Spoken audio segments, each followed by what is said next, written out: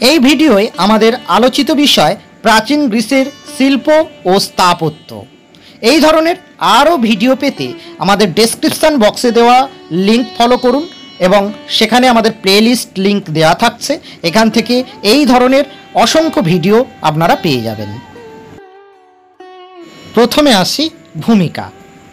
প্রাচীন গ্রিসের পলিসগুলি এককভাবে রাজনৈতিক স্বাধীনতা উপভোগ করত, ফলে তাদের শিল্পরীতিতেও নিজস্বতা ও স্বতন্ত্রতা প্রকাশ পেয়েছিল। 2 নম্বর পয়েন্ট, মৃৎশিল্পের স্বাতন্ত্র্য ও কৃষ্ণগরণ। বিশেষত মৃৎশিল্পে প্রতিফলিত স্বাতন্ত্র্য ছিল উল্লেখ করার মতো।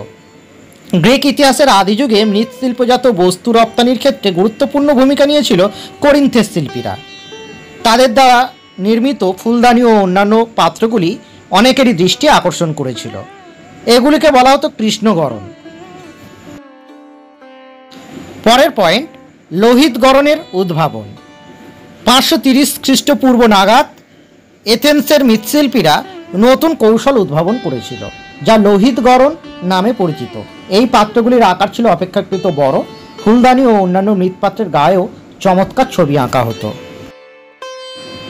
এর পরের পয়েন্ট, চিত্রশিল্পের বিষয়বস্তু ও শিল্পীরা। ছবির বিষয়বস্তুর মধ্যে উল্লেখযোগ্য ছিল বিভিন্ন প্রাত্যহিক ব্যাপার, যেমন খেলাধুলা, অশ্বারোহণ, পানশালার দৃশ্য ইত্যাদি।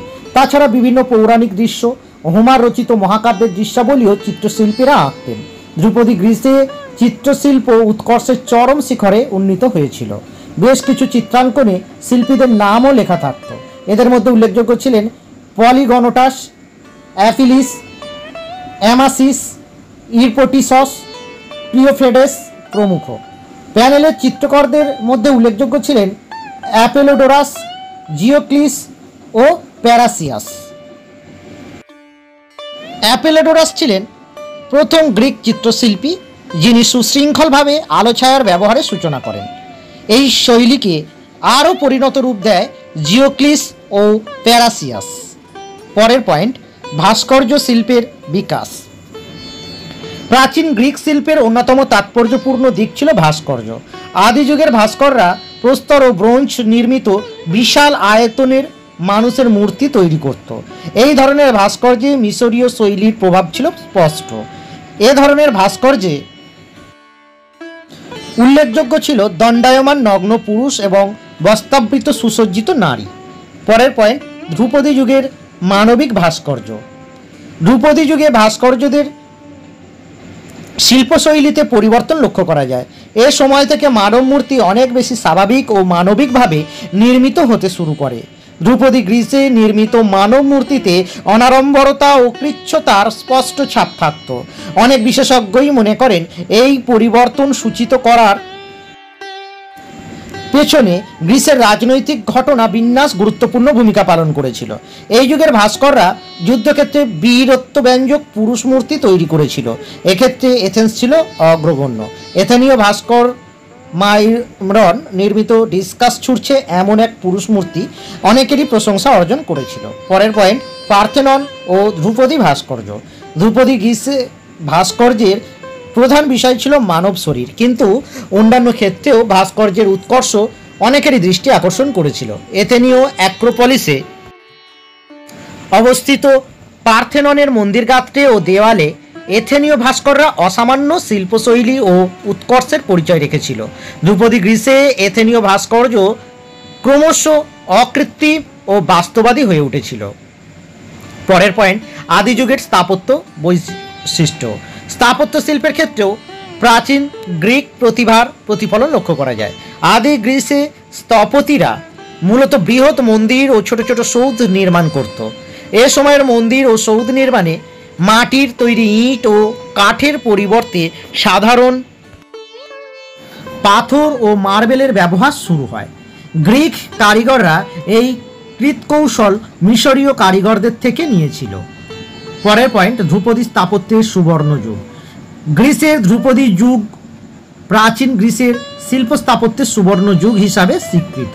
এই পর্বে বিভিন্ন স্থাপত্য রীতির মধ্যে এক ঐক্যসূত্র গড়ে তোলার প্রয়াস চালানো হয়েছিল। খ্রিস্টপূর্ব 447 থেকে 438 অব্দের মধ্যে নির্মিত এথেন্সের পার্থেনন মন্দির এই প্রয়াসের উৎকৃষ্টতম উদাহরণ। পার্থেনন মন্দির নির্মাণে প্রধান দুই স্থপতি ছিলেন ইকটিনন ও ক্যালিক্র্যাটিস। এই সময় ট্রফিলিয়ার মন্দির নির্মিত হয়েছিল, স্থপতি ছিলেন নেসিক্লিস। পার্থেনন ও ট্রফিলিয়ার মন্দির নির্মাণে স্থাপত্য রীতিতে ডোরিয়ান ও আয়োনিয়ান ঘরানার মিশ্র প্রয়োগ লক্ষিত হয়েছিল।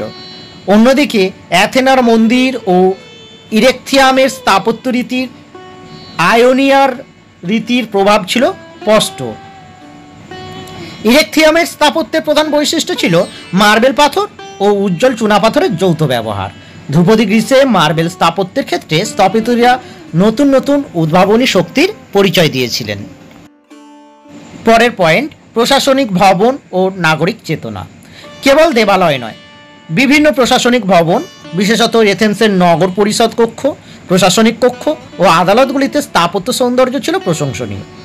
প্রশাসনিক ভবনের গাত্রে সচিত্র ট্রোজান যুদ্ধ, পার্সিয়ান যুদ্ধ এবং নানা পৌরাণিক কাহিনী, প্রখ্যাত রাষ্ট্রনায়ক ও সামরিক নেতাদের ছবি খোদাই করা থাকতো বা আঁকা থাকতো।